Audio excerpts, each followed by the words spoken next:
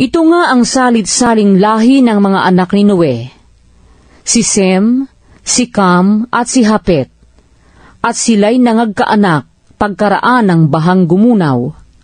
Ang mga anak ni Hapet, si Gomer at si Magog, at si Maday at si Haban, at si Tubal, at si Meshek, at si Tiras.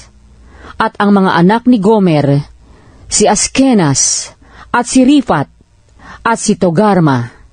At ang mga anak ni Haban, si Elisa, at si Tarsis, at si Sitim, at si Dodanim. Sa mga ito nangabahagi ang mga pulo ng mga bansa sa kanilang mga lupain, na bawat isa'y ayon sa kani-kanyang wika, ayon sa kani-kanilang angkan, sa kani-kanilang bansa. At ang mga anak ni Cam, si Cush, at si Mizraim, at si Put, at si Kanaan. At ang mga anak ni Cush, si Seba, at si Habila, at si Sabta, at si Raama, at si Sabtek. At ang mga anak ni Raama, si Sheba, at si Dedan. At naging anak ni Cush si Nimrod. Siya'y nagpasimulang maging makapangyarihan sa lupa. Siya'y makapangyarihang mangangaso sa harap ng Panginoon. Kaya't karaniwang sabihin, gaya ni Nimrod, na makapangyarihang mangangaso sa harap ng Panginoon. At ang pinagsimula ng kanyang kaharian ay ang Babel, at ang Erek, at ang Akad, at ang Kalne sa lupain ng Shinar.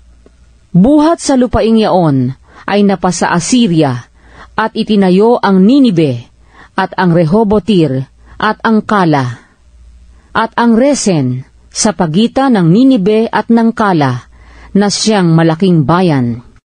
At naging anak ni Mizraim si Ludim, at si Anamim, at si Lehabim, at si Naptuhim, at si Patrusim, at si Kasluim, na siyang pinagbuhata ng mga Filisteo, at ang Kaptorim.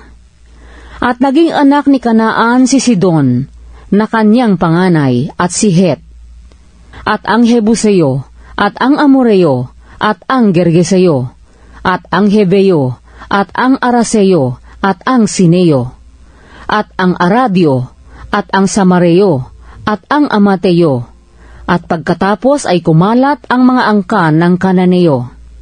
At ang hangganan ng Kananeo ay mula sa Sidon, kung patungo sa Gerar, hanggang sa Gaza, kung patungo sa Sodoma at Gomora, at Adma, at Zeboim hanggang Lasa. Ito ang mga anak ni Cam, ayon sa kani-kanilang angkan, ayon sa kani-kanilang wika, sa kani-kanilang mga lupain, sa kanilang mga bansa. At nagkaroon din naman ng mga anak si Sem, na ama ng lahat ng mga anak ni Heber, na siya ring lalong matandang kapatid ni Hapet. Ang mga anak ni Sem, si Elam, at si Asur, at si Arpaksad, at si Lud, at si Aram. At ang mga anak ni Aram, si Us, at si Hul, at si Geter, at si Mas. At naging anak ni Arpaksad si Sala, at naging anak ni Sala si Heber. At nagkaanak si Heber ng 2 lalaki. Ang pangalan ng unay Peleg, sapagkat sa mga araw niya'y nahati ang lupa. At ang pangalan ng kanyang kapatid ay Hoktan.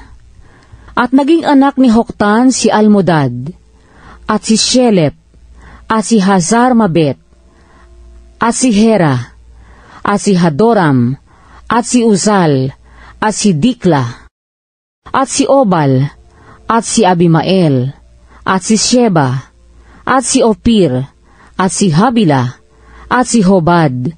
Lahat ng ito ay mga naging anak ni Hoktan. At ang naging tahanan nila ay mula sa Mesa, kung patungo sa Separ, na siyang bundok sa silanganan. Ito ang mga anak ni Sem, ayon sa kani-kanilang angkan, ayon sa kani-kanilang wika, sa kani-kanilang lupain, ayon sa kani-kanilang bansa. Ito ang mga angkan ng mga anak ni Noe, ayon sa kani-kanilang lahi, sa kani-kanilang bansa, at sa mga ito na nga bahagi ang mga bansa, pagkatapos ng bahang gumunaw.